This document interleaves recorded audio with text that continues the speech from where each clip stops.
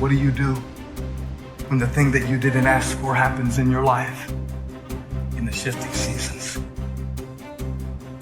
I don't care how good you are, I don't care how talented you are. There are some times when things aren't going to go right, and you have to deal with it. You can find yourself stressed out. You can find yourself depressed, mentally fragile because of the experiences, the turbulence that you have gone through. You can experience enough pain in life that it can clobber you to the ground, and you believe you can't do it. You believe that this is it for you. No, it's not. What if you told people the story of, hey, I had a fucked up life, but I don't want to tell you that. I'm going to tell you what I'm going to do next, and I'm going to go out and do it. That is what self-development is about. That is what peak performance is about. That is what breaking through self-limiting beliefs is about, is rewriting the story. Because as long as you have breath in your lungs, as long as your heart is beating, as long as you have consciousness in your mind, you can go and rewrite the story of how your life ends. Setbacks will happen. When they do, it's okay to cry, but eventually you have to get over it and move on. It is good to be uncomfortable. I've never met anybody who was terribly creative or gifted or strong in leadership who was also comfortable. It's always those people who say, is there not a cause? Those exceptional people who are uncomfortable with the times and rise to the challenge because they refuse to allow the chaos around them to determine the conqueror within them. People who resist the toll to go down and stand fiercely in spite of opposition and say, I'm going to do it anyway. Forget all your problems. Everyone has the same problems. It's our solutions to those problems that make us different. Do you have the courage to get what you want? It takes courage to achieve your goals, man. It's easy to give up. It's easy to look at these people and make excuses as to why they can do what you can't. You have everything you need to achieve anything. Our great problem is not that we feel that we are powerless, but that deep down inside we feel that we are powerful beyond measure. It's an incredible thought. It's almost a scary thought, isn't it? But it's also true, because the powers that you have are extraordinary. Have faith like a child. Adults are too skeptical. You may not be able to do all you find out. You may not be able to do all you find out, but you should find out all you can do. See, you don't want to wind up at the end of your life and discover that you've lived only 1/10 of it, and the other 9/10 went down the drain. Be curious. Get excited like a child over your ability to make yourself do anything for change. The law of use. And it goes something like this. Whatever you don't use, you lose. Lack of use causes loss. You lose automatically when you quit. The same thing goes for all the human virtues. Ambition, unused, declines. Strong feelings, unused, diminish. It doesn't grow. Faith, unused, decreases. It's a law. Today unused is lost. A talent unused is lost. An ability unused is lost. So here's one of the key expressions of the evening. Take a new inventory of yourself. Starting tomorrow, new project. Take a new inventory and make sure that all of your talent and ability and mentality and ingenuity and vitality and strong feelings, faith, courage, make sure that all you've got's being used. Otherwise, you lose. Repetition, repetition, repetition. Go over it. And if you repeat it, go over it, sure enough, someday, some mysterious day, the idea takes root, starts to grow, and shows up in your personality and your lifestyle. I don't care where you come from.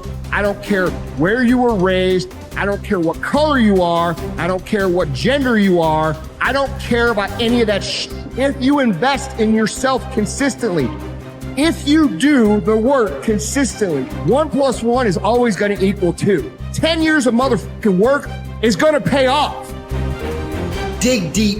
Take accountability for your goals, dreams, and aspirations. Ain't nobody gonna give you nothing. Ain't nobody gonna give you nothing you ain't working for. And the reason why some of you can't get to that next level, we don't have enough stuff in you to push you to get through some of the hell you gotta go through. That house ain't gonna get you through that hell.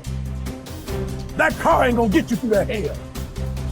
You only go to another level when you're on this level and you eating out of trash cans and you say, enough is enough. I'll do whatever it takes. Do you, be you, for you. Bye.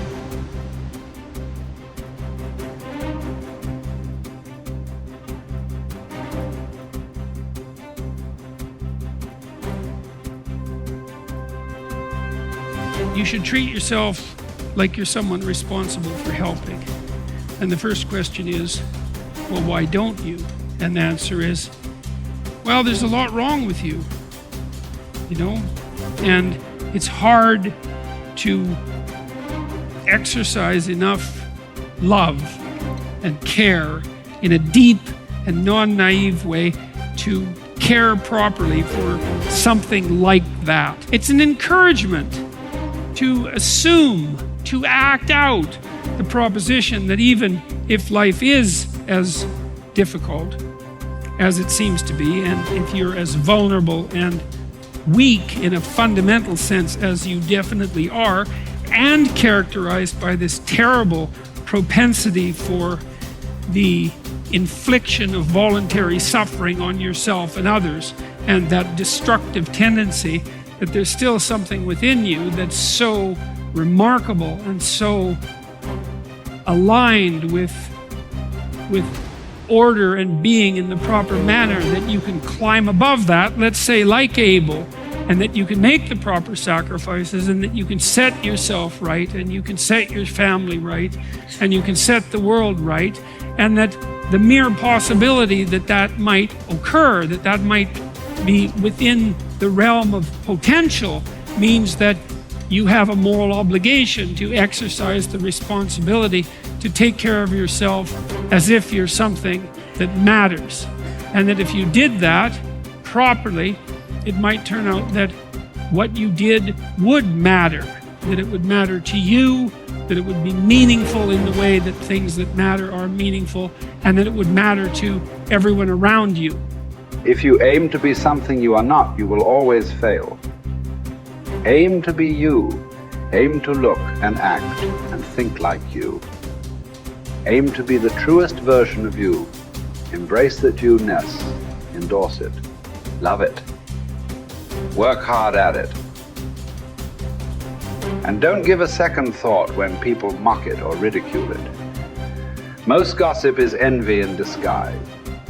I believe that what we become depends on what our fathers teach us at odd moments, when they aren't trying to teach us. We are formed by little scraps of wisdom. Maturity is the ability to live fully and equally in multiple contexts. Most especially, the ability, despite our grief and losses, to courageously inhabit the past, the present, and the future all at once. The wisdom that comes from maturity is recognized through a disciplined refusal to choose between or isolate three powerful dynamics that form human identity. What has happened, what is happening now, and what is about to occur. Immaturity is shown by making false choices. Living only in the past, or only in the present, or only in the future, or even living only 2 out of the 3. Maturity is not a static arrived platform where life is viewed from a calm, untouched oasis of wisdom, but a living elemental frontier between what has happened, what is happening now, and the consequences of that past and present. First imagined and then lived into the waiting future. Maturity calls us to risk ourselves as much as immaturity, but for a bigger picture, a larger horizon, for a powerfully generous outward incarnation of our inward qualities, and not for gains that make us smaller, even in the winning. People say that what we're all seeking is a meaningful life. I don't think that's what we're really seeking. I think that what we're seeking is an experience of being alive, so that our life experiences on the purely physical plane will have resonances with our own innermost being and reality, so that we actually feel the rapture of being alive. Believe me, there is no such thing as great suffering, great regret, great memory. Everything is forgotten, even a great love. That's what's sad about life, and also what's wonderful about it. There is only a way of looking at things, a way that comes to you every once in a while. That's why it's good to have had love in your life after all, to have had an unhappy passion. It gives you an alibi for the vague despairs we all suffer from.